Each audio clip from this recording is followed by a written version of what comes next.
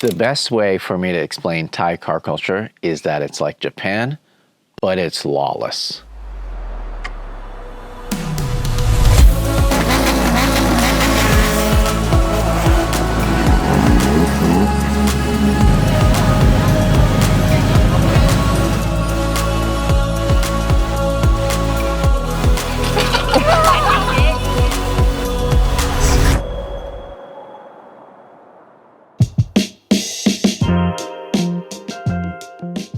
For this episode of Capturing Car Culture, we ended up in Thailand. For so many years, people have been telling me that I need to check out the modified car scene in Thailand as it's exploded in the past few years. As always, we hit the ground running.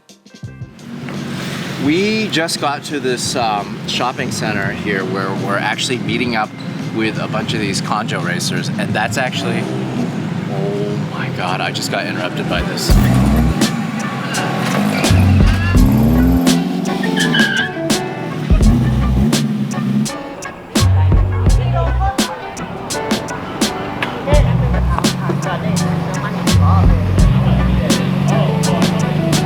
How many degrees of camera is this? ประมาณ 22 20 degrees? Wow. More camera, the more traction, right?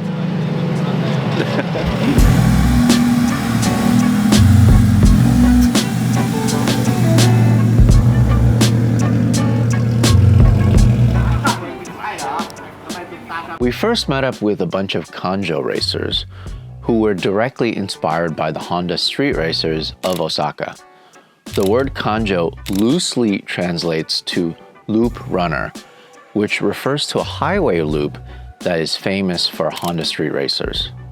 Just like the original Japanese Conjo Racers, these all have unique liveries, and some of them are based off famous brands that just happen to have a cool logo. These guys actually do a loop here in Bangkok. We're going to follow them tonight, and we're gonna do some rolling shots. So we'll get some shots of them in their element just to see what it's like. I cannot wait.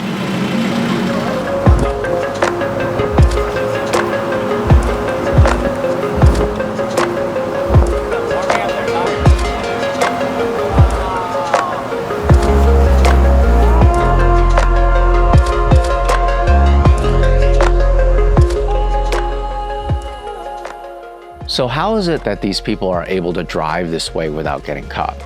I've talked to many people that have lived in Thailand for sometimes decades, and they have told me they have never seen one person get pulled over, ever.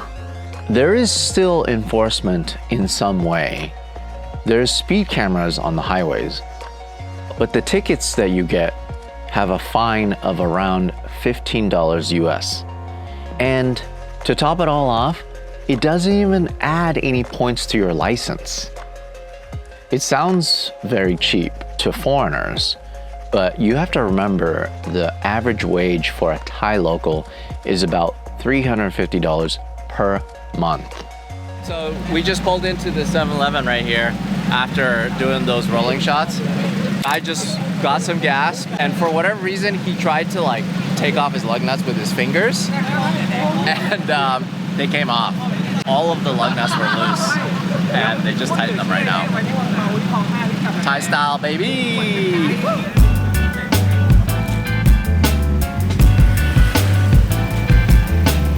You tighten the lug nuts? What? The lug nuts are tight? Yeah. No seat belts? Yeah, no seatbelt. No problem. Oh, wow!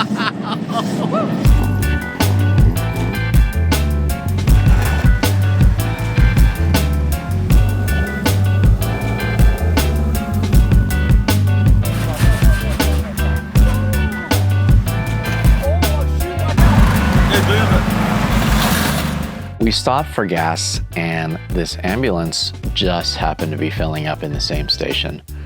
Where in the world would you ever see a Toyota Hiace ambulance with TE37s? Of course, it's also lowered with upgraded brakes, Recaro seats, and it even had Defi gauges. It's safe to say that Thai car enthusiasts are crazy about JDM cars, and as you have seen in the last few episodes from Hiki Hut and Hen's Garage, they are also very into Japanese culture. Our next stop was a JDM Collection located on the bottom floor of an apartment building. From the outside on the street, you would never know anything like this existed. The facade of the collection looks like the Fujiwara tofu shop from Initial D, but on the inside it was made to look like an old Japanese alleyway. Even with a dagashia, which is basically a Japanese trinket and candy store.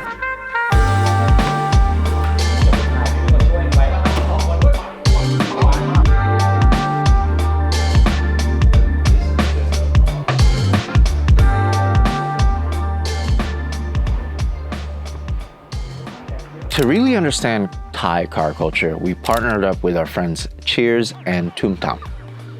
They run a car brand in Thailand called Car Cult. They are very well connected in the community and they arranged most of the shoots on our trip, which were all over Bangkok. This morning, they had a few friends bring out 2 incredible FD-ARC-7s.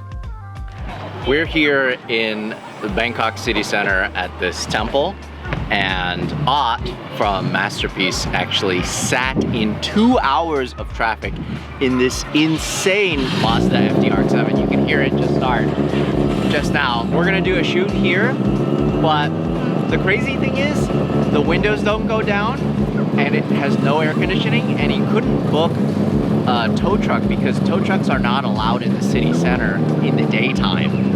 So poor guy had to sit in traffic in that ARC-7 idling. He's probably just destroyed, but anything for the shot.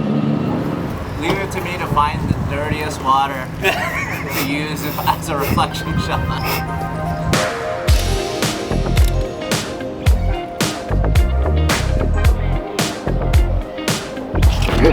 He's laughing at me.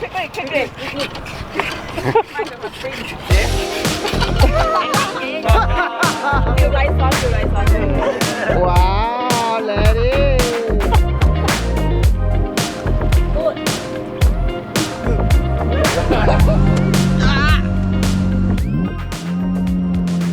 First time driving in Bangkok.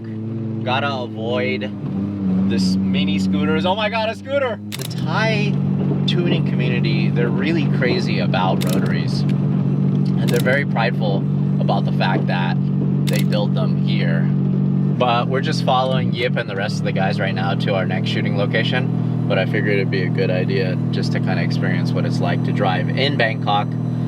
The traffic is pretty rough, but I've been to a lot of places where it's way worse. The next couple cars we featured belong to Beer Bayok. Going trailer, touch me in the game, you crazy, man! Beer runs a Thai YouTube channel. His day job is helping his family run a very successful worldwide hotel and restaurant business.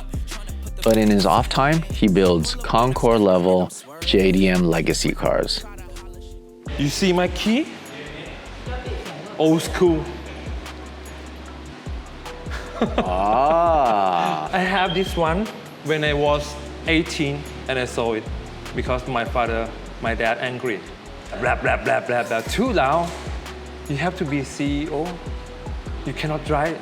Fine, when I saw it. We cannot build like this. Cannot find the part. That's why I do it again. You actually built this in Thailand? In Thailand. But parts come from Japan. Yeah. This one 2 rotor, around 400 horsepower. This one 3 rotors, NA, no turbo. Yeah. These are all your street cars? Yes, I drive it. You know, 20 years ago, I drive ARC-7. I used rotary 20 engine. Like You've been through 20 engines? 20 engine. Bro. Engine bro, you know. That time cannot tuning good, but now okay. What does this one rev out to? 10,000. 10,000. 10,000, yeah. Got it.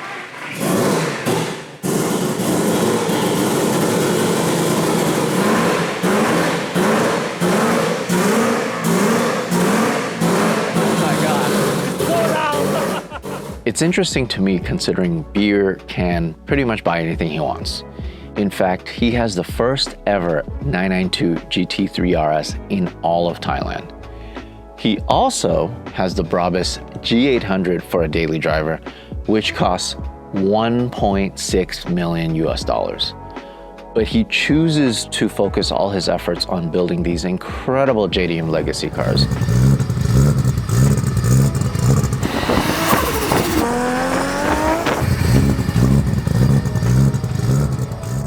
Our next stop was Liberty Walk, Thailand, which, as you guys know, is the largest tuning brand now in Japan. This Bangkok branch is the first of its kind outside of Japan. Hey, if you like what you're watching, do me a favor, go check out the Hagerty Drivers Club. 24/7 roadside assistance with flatbed towing, subscription to our award-winning magazine, and more. Sign up today, links in the description. If I didn't know any better, I would think that this is a scene out of Japan. It looks like it, doesn't it? Yeah, I think really the big difference that I've seen, the people that have the wealth here care about these cars. You know, the price of entry to be a car enthusiast in Japan and also in the US, basically nothing. I didn't realize how spoiled I was being an American car enthusiast till I came to Southeast Asia. When I would get on Facebook Marketplace and I look at cars for sale and I would go, wait, hold up. You want how much for what? This has to be a joke, right? I didn't know this when I first came here in 2015. I was like, oh, I'm gonna buy a cool car. And then I started looking at the prices. I was like, a 350Z costs $40,000? Now, to be fair, there's certain cars here that are actually more affordable here than back in the US. Oddly enough, it's the retro Mercedes and retro BMWs. I'm talking about 190E Benz, E30, E36.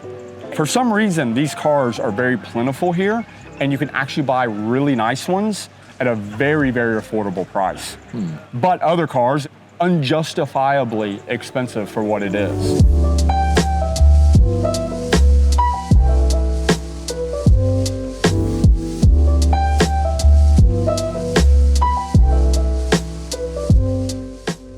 While supercars and body kits are interesting, what really caught my attention was this Thai taxi converted into a drift car.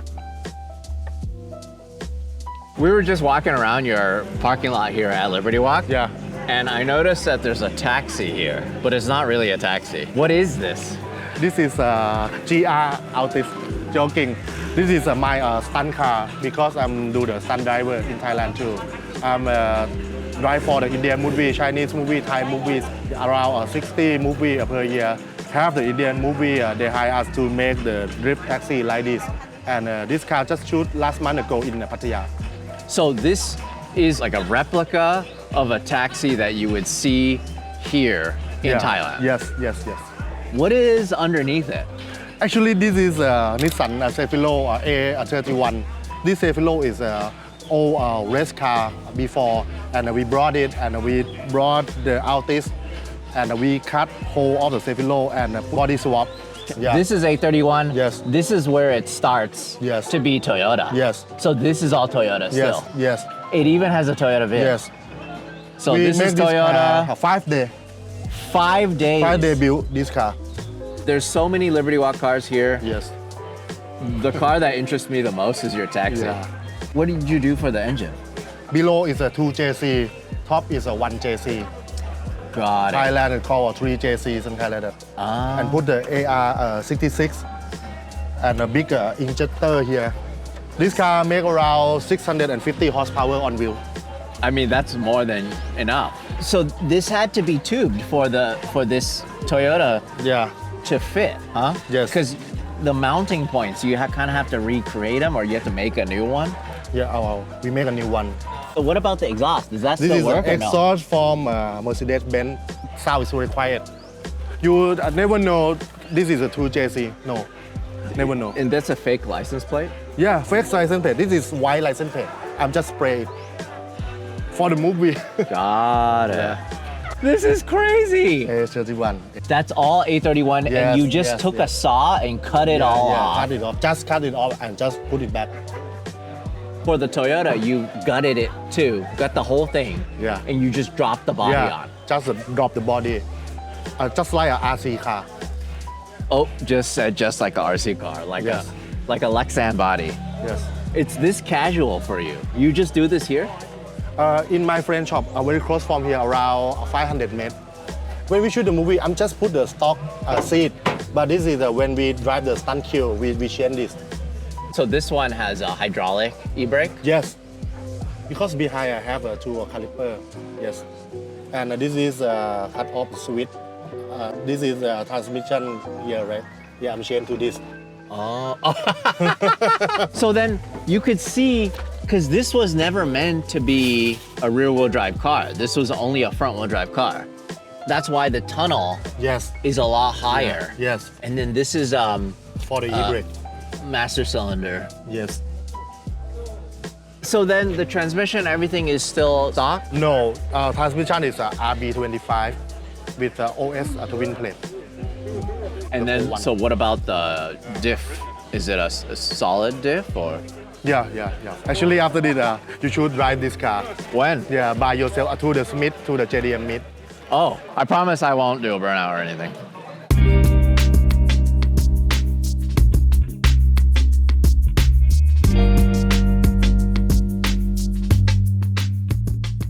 All right, so this is something that I didn't think I was gonna get looped into. They made me actually put on this real taxi uniform. So this should be fun. If anybody flags you down, you have to pick them up and take them wherever they're going, Larry. You're a Thai taxi driver, no meter, 1,000 baht minimum. Oh, do you need a ride? Woo!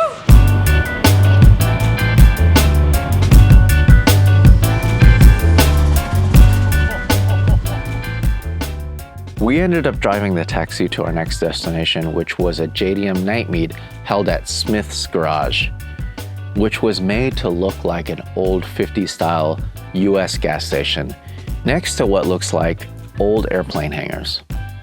Smith's Garage is the perfect place for a constant rolling car and motorcycle show day and night.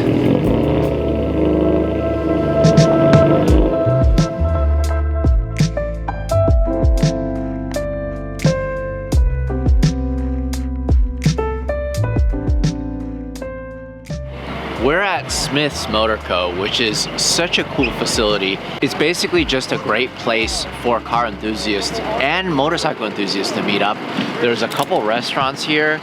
There's some clothing shops. There's like a motorcycle shop here. It's just a way to support the car community, and our buddy Oat from Liberty Walk, Thailand designed this place.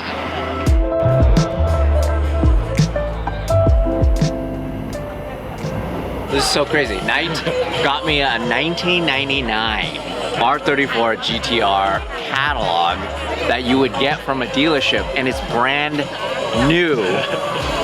Look at this.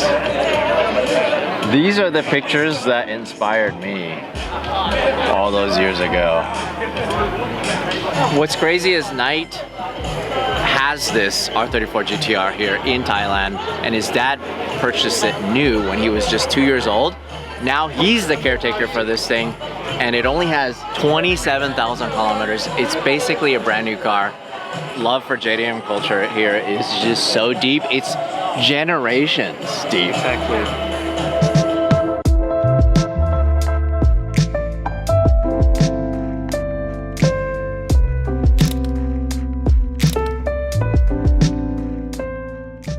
I just wish something like this existed in the US. Everyone was so well behaved, and it allows all these businesses to thrive.